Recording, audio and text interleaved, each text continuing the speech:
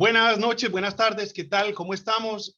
Hoy tenemos un libro y un invitado muy particular, muy especial.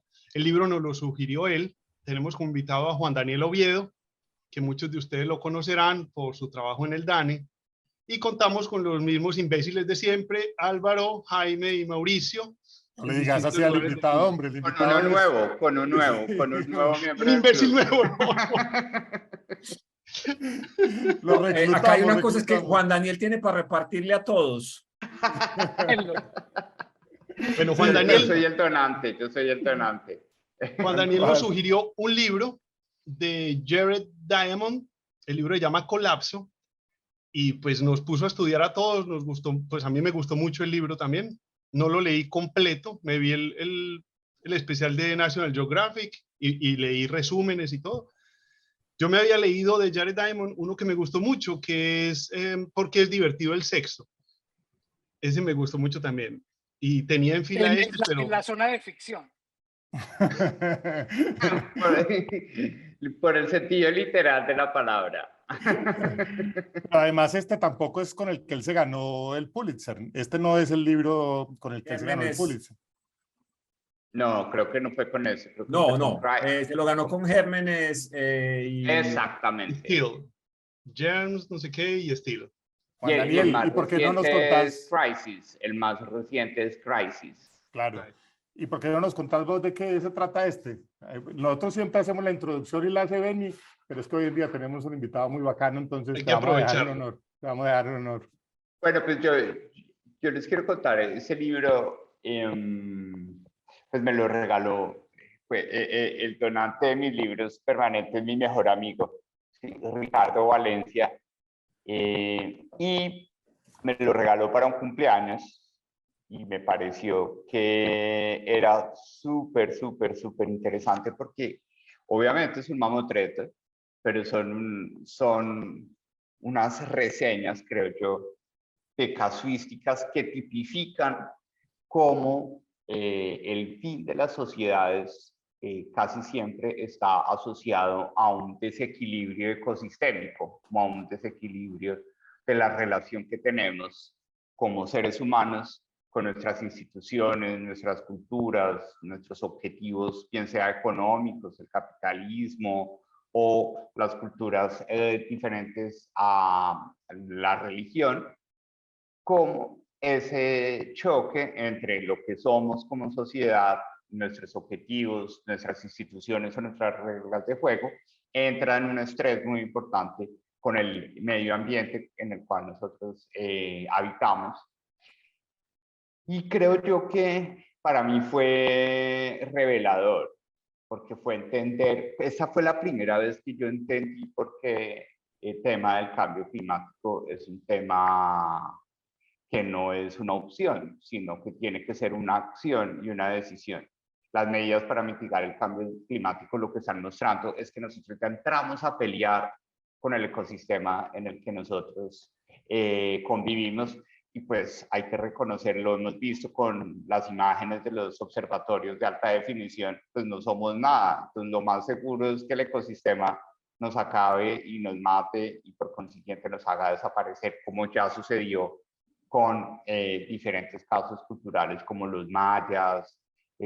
Lo más atractivo para mí del libro fue la explicación de los mayas, no tanto la de la isla de Pascua.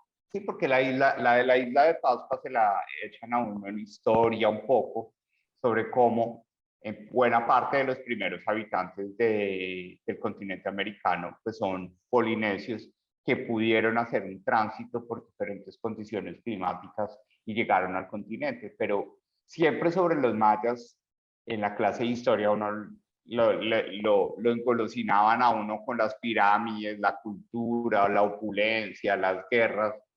Y llegaba un momento en que el libro de historia decía, no, pues desaparecieron de un momento para otro y no se sabe qué habrá pasado. Y queda como el concepto del mito, y qué bueno poder despojarnos de ese mito y reconocer que muy posiblemente tuvieron un problema ecosistémico muy importante por la forma como explotaban la tierra. Entonces, ya un poco alargándome en la introducción, pero eso, ¿qué me marcó a mí? me marcó en varias cosas. Lo primero, creo yo, un poco a entender cómo la economía podría entrar a analizar ese concepto, que es el concepto de la sostenibilidad ambiental. A mí antes, tengo que confesarlo, el concepto de la sostenibilidad ambiental no lo lograba tener tan claro. Podía ser un elemento de marketing, podría ser un elemento de pues vivir en armonía, pero la tensión tan importante que civiliza en este libro entre cómo las sociedades empiezan a afectar sus ecosistemas, pues es contundente. Y obviamente el libro es lo suficientemente grueso para llevar diferentes casos que efectivamente lo convencen a uno a que el tema de la sostenibilidad ambiental es clave. Pero a mí, en particular, eso me motivó a que, como mi compadre, mi mejor amigo me regaló ese libro, pues que diéramos una clase de economía circular en la Universidad del Rosario, pero con las uñas. Es decir, pensando en cómo, porque sobre la economía circular se habla de una economía circular, pero todavía no hay unos modelos económicos, llamémoslos, completamente consolidados para entender ese tipo de comportamientos.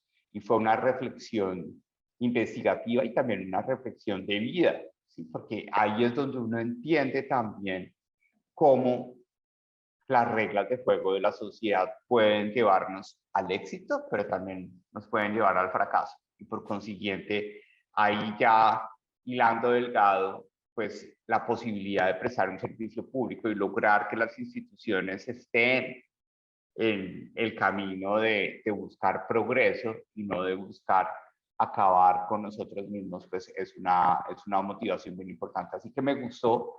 Y últimamente Ricardo me regaló Crisis, pero en el DANE, desde que entré hasta hoy, no he podido marcar una página de un libro distinto a temas del DANE. Entonces, por eso estamos hablando de este libro, pero de verdad marcó muchísimo mi vida personal y mi vida profesional, así que lo recomiendo bastante. ¿Y en qué año lo leíste? Te quería contar una cosa, y es que hace 8 días hicimos un especial de 1984 de Orwell, y es el caso contrario. Orwell haciendo una distopía en el tiempo y pronosticando lo que iba a pasar, y este señor de Colapso nos cuenta para atrás lo que pasó y cómo logró entender esos colapsos de esas civilizaciones anteriores. Yo lo entendí un poquito así. Contando esa parte de la historia, obviamente también contando un poco del presente y de lo que puede pasar por ahí en algunos TED Talk. Habla incluso de Colombia y el caso colombiano. Habla fatal de Colombia. Sí, No, por ahí habla de que tenemos la posibilidad del colapso. Exacto. Sí, Pero pues es que no mal todos del los país, países sino de la Por situación. eso Pero todos los a los países tienen la políticos les da posibilidad de un miedo colapso. hablar de hambre. Sí, por eso el tema de la pandemia fue muy sensible, porque le abrió posibilidades a que hubiera hambre. ¿Sí?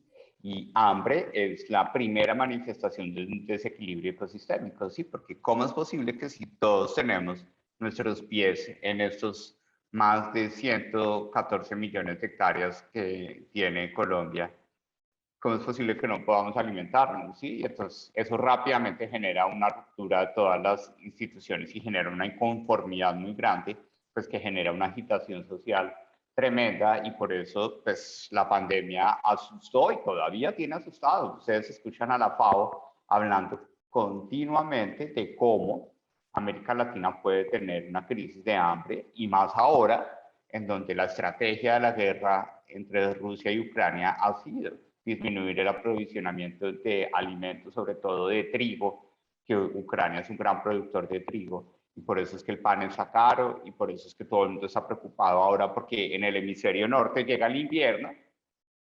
¿Y Y el cómo se va a gas. hacer la calefacción? Pero no se supone que nosotros aquí en Estados Unidos tenemos una sobreproducción de trigo que realmente están guardando y almacenando. De hecho, el gobierno le paga a los agricultores para que no cojan el trigo que hay aquí y dan subsidios para reducir esa producción.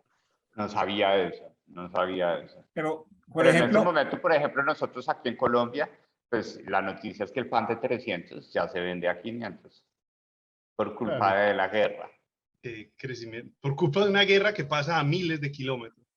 Pero es que ese era una Pero de las eso cosas. lo que muestra es que también somos un ecosistema, ¿sí? Un poco la globalización también nos ha llevado a estar más cerca como de las fronteras de nuestro planeta. Y Pero es como que más acuérdense, frágiles. acuérdense de la hambruna que pasó en la Unión Soviética, en esta misma área, en Ucrania, y murieron, fue como 2 o 3 millones de personas en una de las zonas más productivas agrícolas en el mundo, en la historia, y por problemas, y de lo que habla Diamond en el libro, él habla de las decisiones de los gobiernos, Sí. y este gobierno central en Rusia, perdón, en la Unión Soviética, cuando empezó a modificar todo el movimiento de los mercados de grano, dejó con hambre a Ucrania y a toda esa parte productiva de la Unión Soviética. Sí, yo creo que una de las cosas que él más peso le da es a eso, a las decisiones, que finalmente, Exacto. o sea, sí tenemos todas esas problemáticas naturales, pero las decisiones que tomamos son las que finalmente nos terminan marcando más. Y lo decía en el caso de los vikingos en Groenlandia, lo decía en el mismo caso De la de los española, mayas, en el mismo No. caso también de la gente en la isla de Pascua, todos tenían forma de decidir. O sea, posiblemente hay unos que tienen menos posibilidades de decidir, o sea, es más cerrado, pero hay otros que tienen más opciones y una mala decisión nos lleva a pero es que colapse. Jaime, es lo que él muestra con la República Dominicana y Haití. Y Y él dice, Haití. cuando vos vas Pues llegando en un ese caso pueblo, es potente. Ese caso es Paralelo, muy ese sí es un impresionante. paralelo real. Total, es impresionante. Yo no Él he llegado nunca empieza allá. el libro con un ejemplo de suponer que hay dos explotaciones agropecuarias que están en el mismo sitio, que tienen las mismas ventajas, que tienen unas desventajas, pero una está completamente despoblada y otra está poblada. Pero el caso de Haití y República Dominicana es súper potente porque uno trata de explicarlo desde la economía y no lo logra. Trata de explicarlo desde la sociología y no lo logra. Pero cuando ya ve la interacción entre las decisiones económicas, las decisiones sociales y políticas con el medio ambiente, ahí dice uno, todo está claro. ¿Y cómo ves Total. vos, Juan Daniel, el tema del crecimiento de la población?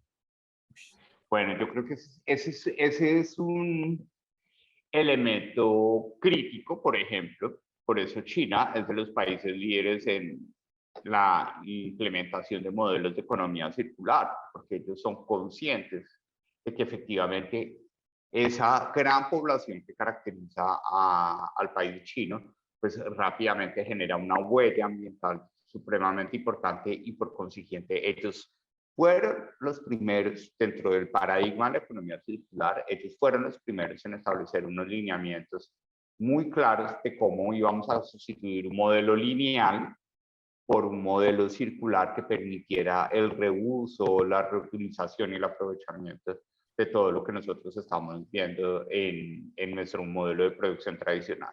Yo creo que ese Aquí caso él chino habla, que sí que es interesante porque era uno de los países que de pronto estaba deteriorando más fuertemente todos los recursos naturales, o sea, que uno lo ve, pues que él mismo lo veía de esos que van al abismo y de un momento a otro empieza a cambiar toda su política y empieza, obviamente porque es un gobierno que es muchísimo más fuerte en todas sus decisiones y puede ser, o sea, ese centralismo de allá sí funciona y logra parar un poco todo eso y generar lo que hoy en día es, pues, o sea.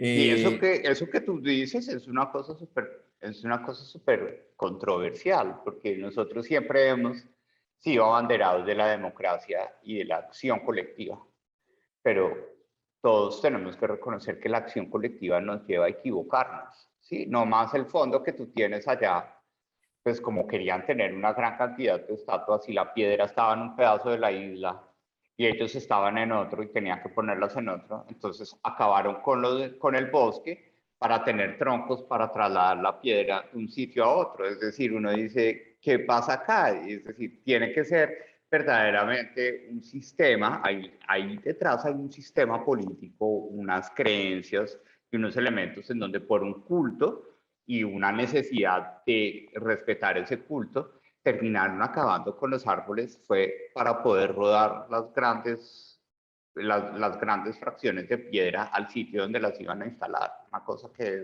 es súper contradictoria, pero lo que tú tocas al final es supremamente sensible. China pudo corregirlo muy rápido porque dijo, no, yo no me voy a poner de acuerdo con nadie.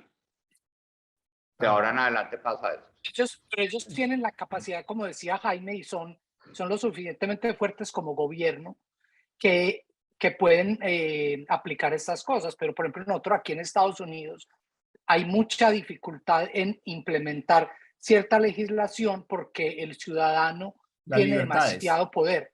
No, y tiene demasiado poder. Claro. Y los estados... Y están armados todos. Pues no todos, pero y ese no es el problema. El problema es que los estados tienen demasiado poder frente al gobierno federal y los estados le pueden decir al gobierno federal, usted no me puede meter acá.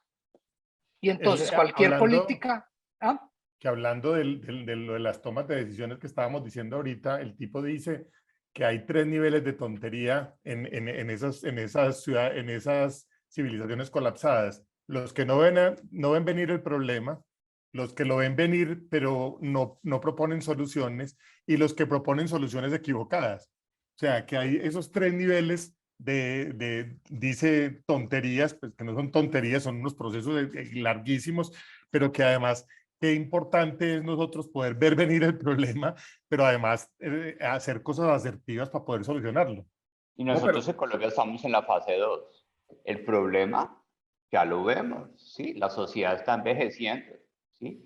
No más en el año 2034, el peso de la población de menos de 15 años va a ser igual al peso de la población de más de 60 años, ¿sí? Entonces, esa ausencia de buscar un equilibrio intergeneracional, es decir, de cómo abandonamos un poco el egoísmo que nos caracteriza como sociedad, siempre pensamos en el presente, los políticos piensan es en el corto plazo, en que se vea la obra antes de que se vayan, ¿sí? Nosotros estamos pensando es en nuestro bienestar y muy difícilmente pensamos en el bienestar. Los padres logran pensar en el bienestar de sus hijos, pero no en el bienestar de la sociedad completa que pueda alojar a sus hijos.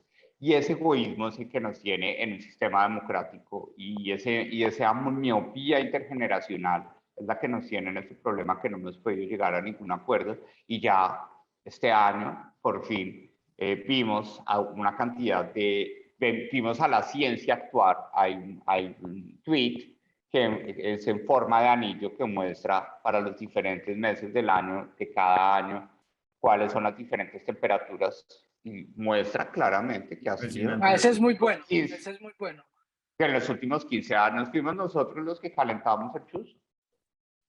No, y cada vez se calienta más, y cada vez, y porque está más caliente, cada vez se calienta más, y como calentamos el agua, eso impide que se enfríe y definitivamente es un círculo vicioso.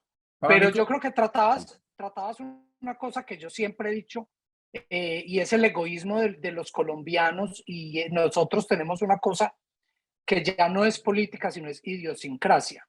Y la idiosincrasia del colombiano es primero estoy yo, segundo estoy yo, y tercero estoy yo. Y ahí es donde los chinos y los japoneses nos llevan años de ventaja porque ellos sí pueden ver el conjunto y nosotros no. Pero venga, Álvaro, no nos regañe tanto así. Le voy a decir por qué. Porque es que en todo caso, y al tema que yo iba era los ODS. Relájate, Álvaro. Los ODS y los objetivos de milenio. Los objetivos de milenio. O sea, nosotros desde hace rato, como sociedad mundial, o sea, a través de la ONU hemos detectado una cantidad de problemas. A 2010, 2012 decidimos cambiarlos y a 2015 dijimos hay 17 problemas. En este momento, o sea, a 2019, a 2020 ya dijimos, nos habíamos puesto unas metas a 2030 que tienen que ver con todas esas problemáticas para no precisamente colapsar, y estamos fallando todos como sociedad, el mundo en general. O sea, y yo creo que eso tiene que ver es a nivel de corporaciones, a nivel de países, a nivel de todo, pues, o sea, y a nivel individual. Y yo creo que si hay una de las cosas importantes que nos dice Yaret es que hay muchas de las cosas que es que o sea, Jared, como pues, en consumidores confianza, las ¿cierto? tenemos que decidir. Jared. Sí, Jared en confianza. No, pero lo está diciendo en español. Y usted En está hablando español para de, mí. dele así. Para mí, o sea, que Jared. como consumidores somos nosotros los que muchas veces tenemos el poder de decisión. Entonces, Pero Jaime, hay un peso mira, en todo. pero mira que ahí estás viendo vos y aquí se ve mucho, es el surgimiento de los carros eléctricos. Y el carro eléctrico en realidad no es una solución porque consume igual de energía producir un carro eléctrico que lo que se consume un carro de combustible. Pero estás a la larga, cuando estamos haciendo este cambio, vamos moviendo la sociedad hacia el punto que queremos estar. O sea, que es dejar de quemar los combustibles fósiles para empezar a usar electricidad. Yo creo que si había Claro, algo pero el tema es que a nosotros, como no tenemos el sistema democrático chino, en donde hay unas condiciones totalitarias en ciertas dimensiones. ¿Sí? Yo tuve la oportunidad de ser profesor allá y que llegué desapercibido y el tema de no hay WhatsApp.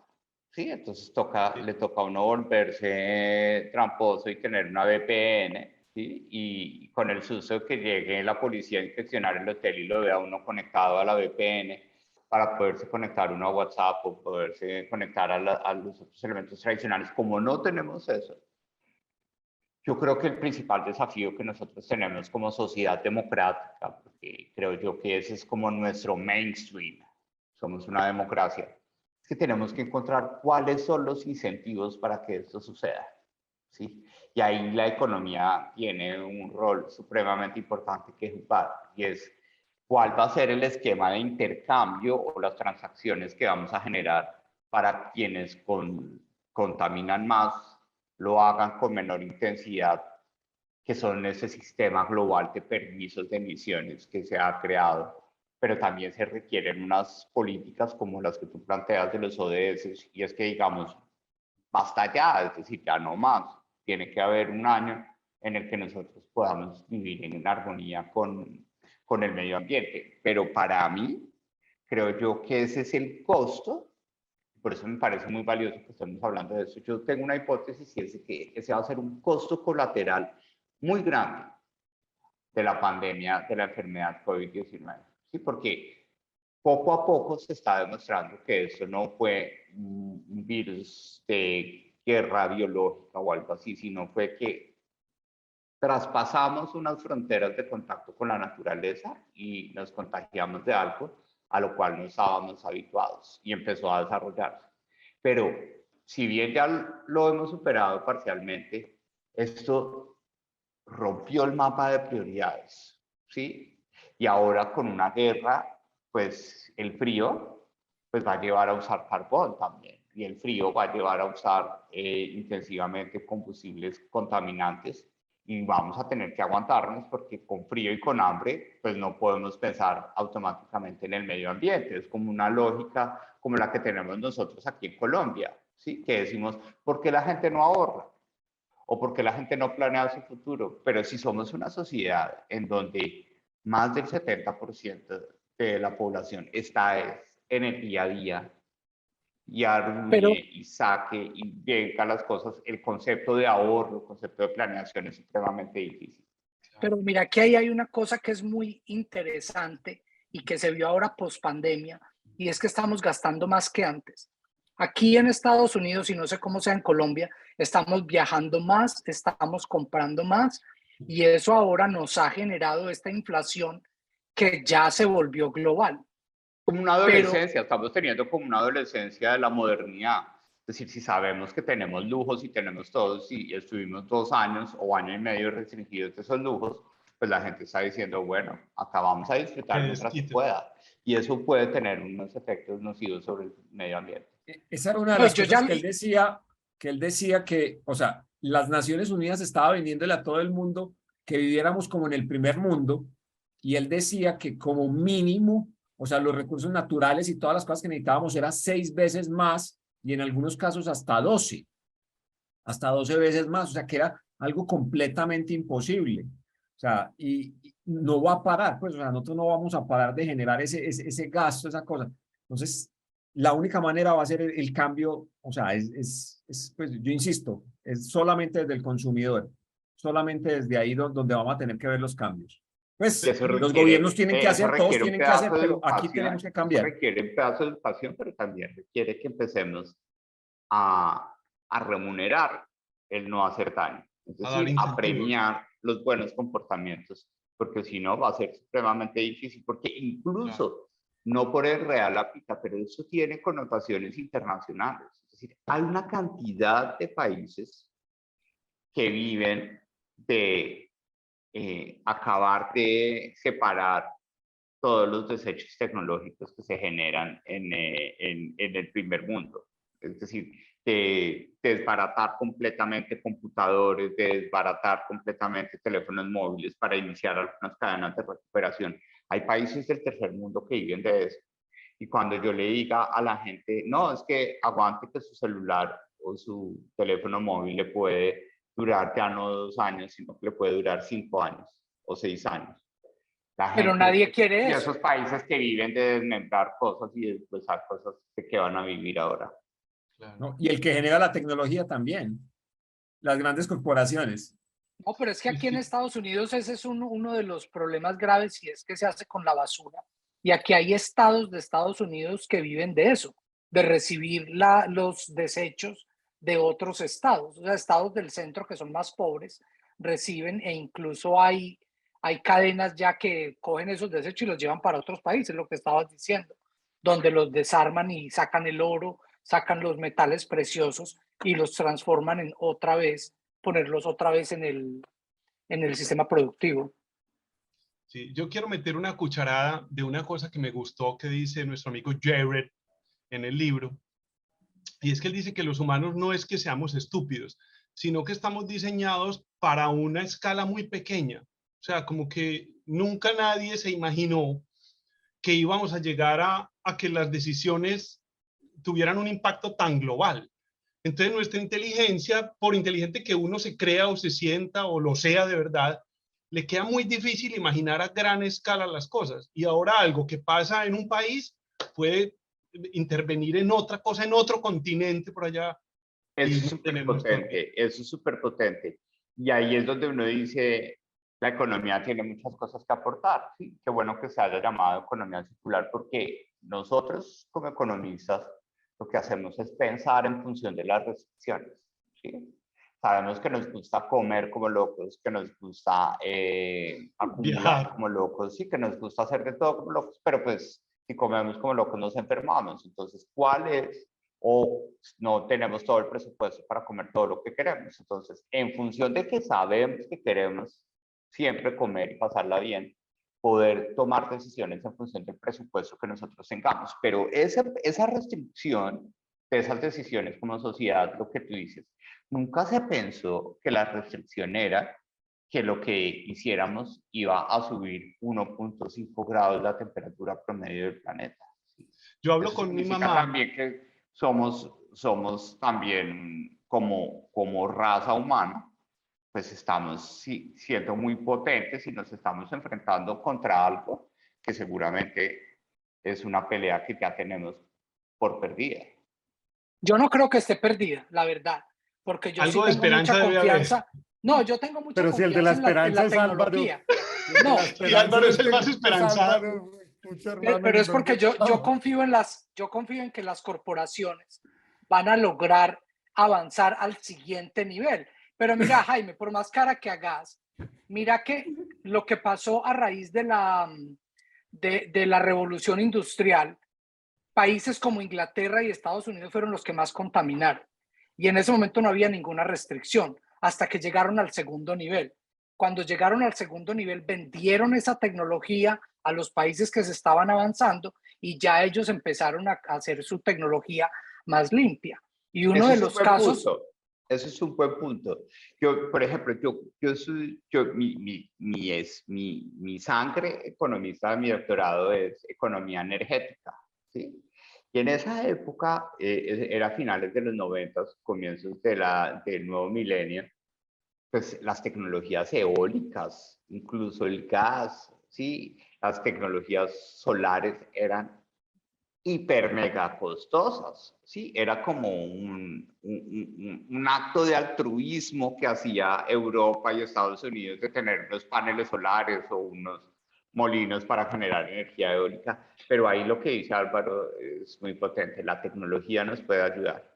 La tecnología tiene que buscar cómo optimizar esos costos de vivir sosteniblemente, ¿sí? Porque vivir sosteniblemente es más costoso, ¿sí? Claro. Ahora Pero que mira que uno de los ejemplos más poderosos de esto fue lo que pasó en Los Ángeles con la legislación del convertidor catalítico en los carros, y era que ellos tenían un serio problema de contaminación de aire.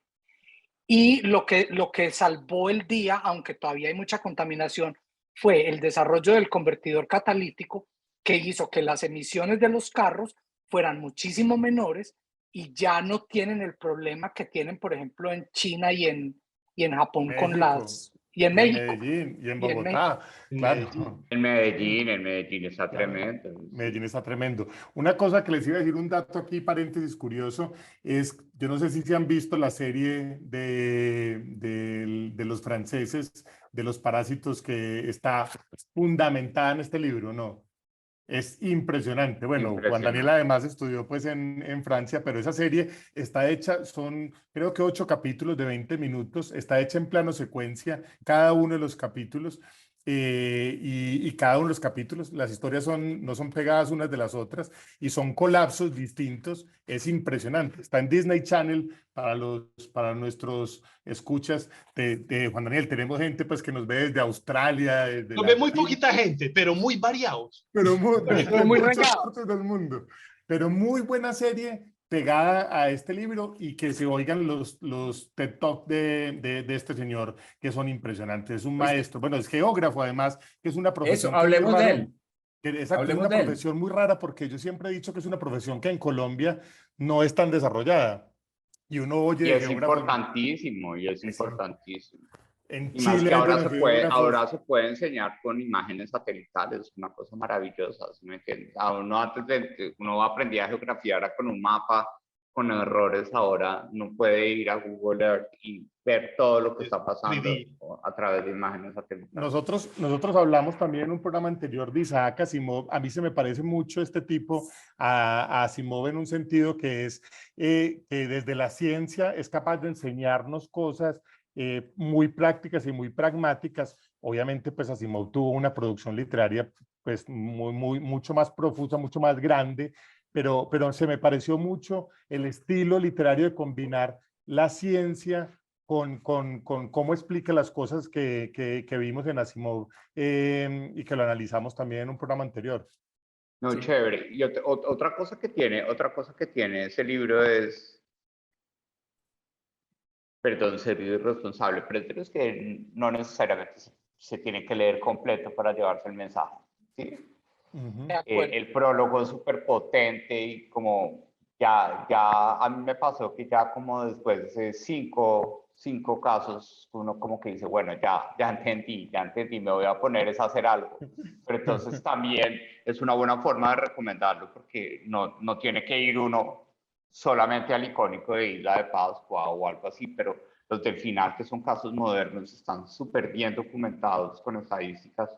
Los de los peces invasivos, que es algo que nosotros estamos viviendo en Colombia, ya tenemos peces invasivos que porque nos dio por cultivar la pasa, ¿es?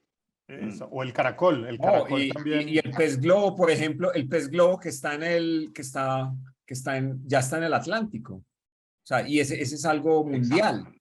Pero y eso no hay un problema con los hipopótamos de Pablo Escobar, que Eso también se me están siendo vinieron. invasivos, Sí, es y que ahora ya hay ese es tanto, un animal. está tan frágil el ecosistema que cualquier cambio genera. Pero es que no es que sea tan frágil el ecosistema, o sea, pues no es que esté, siempre ha sido. O sea, el caso de Australia es muy teso porque ellos querían hacer las cosas bien y simplemente hicieron una cagada tras otra cagada. Pues era, o sea, perdóname las expresiones, nosotros somos así.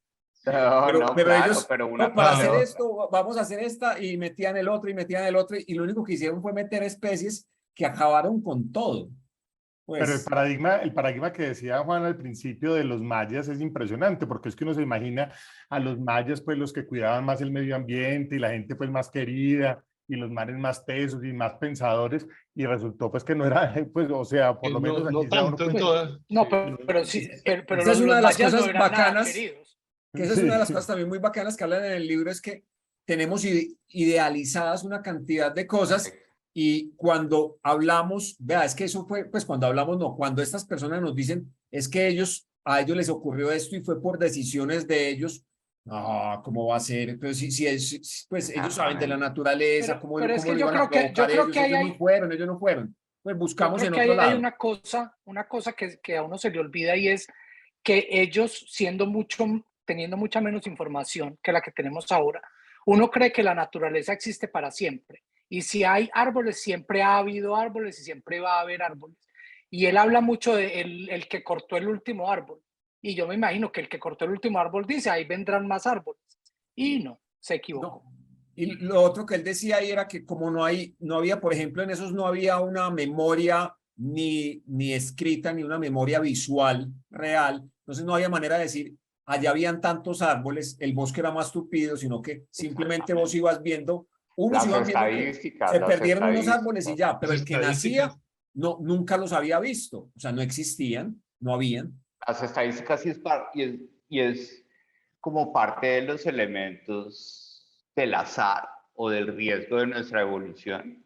Es que pues, tardamos mucho tiempo en poder documentar todo, ¿sí? Y poder tener efectivamente esas relaciones de causalidad que ya podemos nosotros estimar.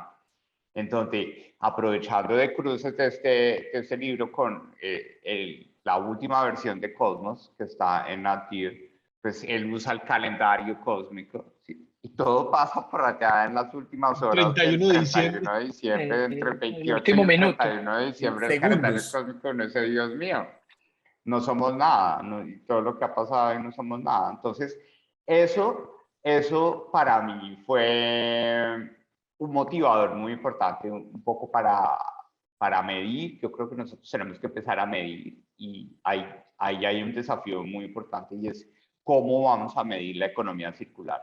¿Qué es un índice de circularidad? Así como tenemos un índice de inflación para medir cómo suben los precios, o un índice de desempleo para ver cómo se comporta el mercado laboral, también tenemos que ver, bueno, cuál va a ser ese índice de circularidad. Y ahí hay una discusión muy importante que seguramente va a tener un impacto epistemológico en la sociedad, porque la sociedad va a ser consciente de que efectivamente necesitamos mediciones claras y mediciones objetivas para tomar decisiones y evitar sesgos, porque el argumento de los antiambientalistas es que esos modelos son modelos ahí chivos, que lo que buscan es generar aficiones alrededor del ambientalismo, y que eso no va a suceder, pero Y, nos, necesitamos tener estándares de medición. y miedo, o sea, que buscan generar miedo, que yo creo que ambos lados están buscando lo mismo, y nosotros hemos hablado mucho de eso, de cómo usamos el miedo para tratar de mover a la gente hacia nuestro campo. Y tanto los industrialistas como los ambientalistas hablan, y incluso cuando uno lee a Harrer, que él es bastante, o sea, él pinta un cuento que nos vamos a acabar. Y eso fue hace cuánto, más de 15 años que se escribió este libro. 2005. 15 Y yo años, creo Fue que en mucho, 2005. y yo creo que mucho de 2005. lo que él ha hablado ha cambiado bastante Pero desde que lo habló hasta ahora. Ha habido le- muchos cambios en las políticas de los países. sí, le leí una entrevista igual de 2017, o sea, ya estamos hablando ya con objetivos de desarrollo sostenible y un mundo más cercano. Y él hablaba todavía de un 49% de posibilidades de que colapsemos, o sea, en general como civilización, todos. Estamos Pero hablando también de él tuvo todos. una conversación con Bill Gates, donde habla que China cambió bastante su legislación y ahora está en otro camino distinto, como hablabas vos al principio. Entonces yo creo que la posibilidad hay, y lo que decía yo ahora de la tecnología, es que estamos, sobre todo los países industrializados, están buscando cómo solucionar. Mira que hay una biblioteca de las semillas de todas los vegetales del mundo. Creo que está enterrado en una montaña en Noruega, Sí, donde tienen una recopilación de todo. Por Y si lo nos administra tiramos en Monsanto. este, por si hay manera de volver a... Ve, Oiga, yo quería buscando decir otra cosa. dale, Benny, para que ya nos vamos. Para que ya vamos terminando, que yo he hablado con muchos amigos que son muy pesimistas al respecto del futuro del planeta y de la humanidad, muchos amigos que no quieren tener hijos porque no quieren traer hijos a este mundo tan incierto. Cardona, Yo soy un poquito, no tanto hasta allá, pero yo sí soy un poquito pesimista. Está difícil, está difícil. Sí, la cosa está brava, pero a mí ese pesimismo me parece un buen síntoma. Por ejemplo, yo quería meter ahorita la cucharada de que yo converso con mi mamá es de Guarne, Antioquia, y mi mamá es de una familia de 10 hijos. Mi papá es de una familia de 10 hijos. En Guarne, en cada casa, habían 10, 15, habían familias de 22 hijos. Entonces yo le pregunto a mi mamá, oíste, no había nadie que en una salida de misa, que en una sentada en una cantina decía, oíste, ¿cómo vamos a hacer para vivir un futuro donde cada familia tiene 20 hijos? Se va a llegar el momento en que no vamos a caber. A nadie se le ocurría poner en duda eso. pero te En cambio, puedo ahora poner ahí todos pensamos en eso, o sea que hay un cambio de conciencia. Benny, pero mira, por ejemplo, en mi familia hay dos ejemplos de tías, abuelas. Una tuvo 26 hijos, quedaron 6 vivos. No, quedaron 6 vivos. Otra tuvo 21 hijos y solo 4 sobrevivieron. Pero esa era la realidad. La realidad era que no Morían había, muchos. no, o sea, no, y por eso tenían que tener tantos, porque es que para vos puedes asegurar que iba a quedar alguien para la siguiente generación, tenías que tener un montón. Todo eso cambió con los avances en la medicina y en las tecnologías. O sea, y por Bueno, eso pero es que ahora ya, nos sorprende, es que tenían tantos porque se les morían y ahora uno dice, se morían. Mira, o sea, ha habido Exactamente. cambios. claro, Oigas, total. vamos a tener que despedir, hombre, qué Bueno, vamos. tristeza. Pero yo les voy a decir una cosa en nombre de, pues, desde Miami, desde Canadá, desde Medellín, desde Bogotá, Juan. Un abrazo muy grande. Gracias por permitirnos volver a creer que los funcionarios públicos son personas como vos. De verdad que es un orgullo gigante De acuerdo. para nosotros tenerte aquí. Tenerte en lo personal, no te hemos preguntado nada, ni el Dani, ni nada de cosas aburridoras, sino Uy, hablar qué de alivio, Yo quería que te quedaras en el Dani. Estoy en Sí. una avalancha, mejor dicho, de preguntas de todo. No, para mí ha aquí sido la terapia más importante de la semana esta conversación. Quedas ¿Cuál muy película crees invitado vos? para otra. Claro, ¿cuál película crees vos que se parece a este libro, Juan? Nosotros que somos fanáticos de películas. Ahí estábamos viendo ahorita la página de este señor y la letra, el tipo de letra es Blade como Runner. la letra de Blade Runner. Y se nos parecía mucho de la historia de esa distopía también de Blade Runner, de esa primera de Ridley Scott.